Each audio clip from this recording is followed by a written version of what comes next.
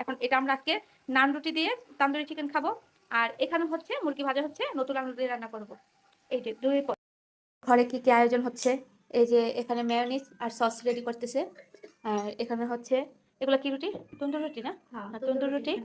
আর এখানে হচ্ছে চিকেন ভাজা, তন্দুরি চিকেন ভাজা।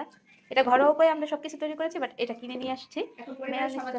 সবার জন্য প্লেট সাজানো হয়েছে, মানে সবাইকে ভাগ করে দিবে। আর পরিবারের সবাই একসাথে শীত শীত মানে কুয়াশার রাতে যে একটা সুন্দর খাবার দেখেন। ইচ্ছা আছে কোনো এক মানে শীতের রাত্রে ছাদে পার্টি দিব, দেখি আল্লাহ কবে পূরণ করে।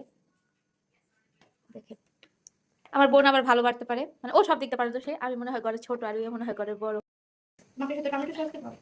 এই যে টমেটো সস খাবে তাকে টমেটো সস। আর একটা কাশপি আমি একটা আলিফার বাবি। আমার অন্য মাংস অন্য মাংস দেবো কোনটা? কোন মাংসটা নেবে এখান থেকে? এটা নেওয়া হলে দাও মাংস সরাও।